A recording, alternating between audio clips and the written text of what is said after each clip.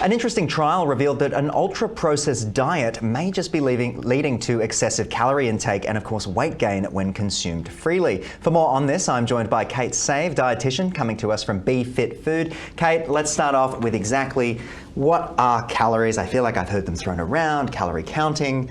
Tell me the basics just to start. Well, if we're talking about an actual calorie, the way that these are measured, so in the Atwater method, you actually need to, it's the amount of energy that increases the temperature from 0 to 1 degree of a litre of water. Right. So that is what a calorie is. Now, as human beings, we're far more complex than a bomb calorimeter that heats by a calorie, if that makes sense. So we know that our metabolisms are different, our hormones are different, the way our cells metabolize things change, and the gut microbiome actually affects how many calories we absorb from our food as well. So a calorie is no longer a calorie. As always, you bring this stuff to such a cellular level. I have to think about it and go, gosh, I was eating those things, what was actually in it, and all of that sort of stuff. Good stuff to be thinking about. Why don't calories matter anymore? What have we seen? I understand there was some research done. Yeah, so the research in cell metabolism, which really was interesting, in 2019, this study actually was a randomized controlled trial. So it's the #1 type of study. They locked up 20 people for a month, and they either put them on an ultra-processed food diet as classified by Nova, which is having lots of ultra-processed ingredients, stuff. Right? Yep. Or they put them on more of a whole food clean diet. Nice. And they both had exactly the same amount of calories, protein, carbs and fat.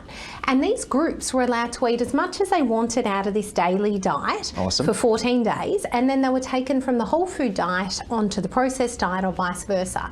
Now the outcome was not expected. Okay. So the people that were on the processed diet actually gained almost 1 kilo in 14 days, and when they went on the whole food diet, they lost almost 1 kilo in 14 days, even though the calories, carbs, protein, all the macros, everything that we thought that mattered were the same. Interesting. It's always good when there's surprising results, Yes. because I feel like we can learn from them, we can change the way we do our day-to-day. But just on that, what is important to look for when making health-conscious decisions? When I'm wandering through the supermarket and I am inevitably making the mistakes that I make when it comes to the ice cream, the chicken nuggets, the whatever else. I do eat a little bit more healthy than that, just so we're clear.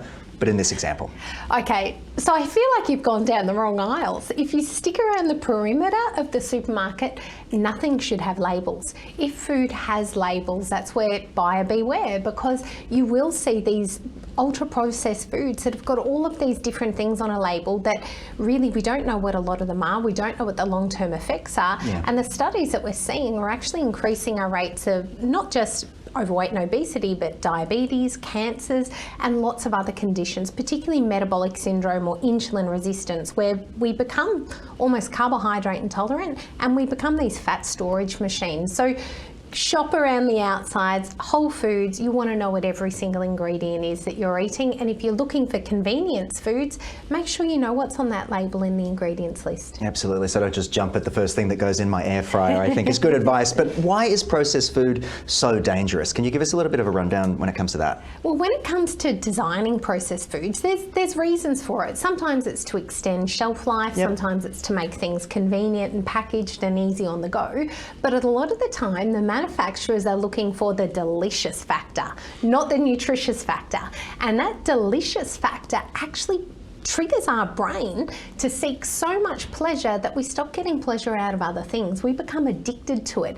And our brain and body is so smart that the more addicted we become to something, it dulls down our senses. So you need more and more and more of it to get the same pleasure. And this is how food addiction or food cravings for these processed foods really begin. Okay, I want to finish with children today. Why should we be worried, or parents out there be worried about their intake of these processed foods? Let's talk recommendations. Again, just to finish the program for me.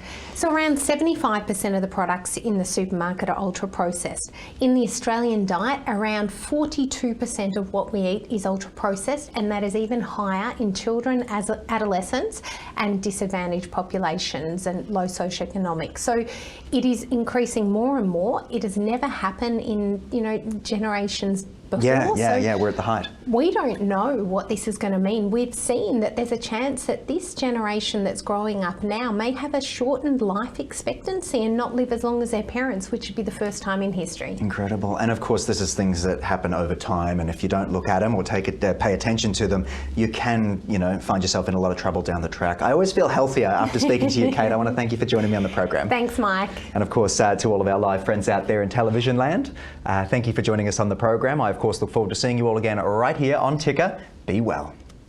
You're watching Ticker. We'll have more in just a few minutes.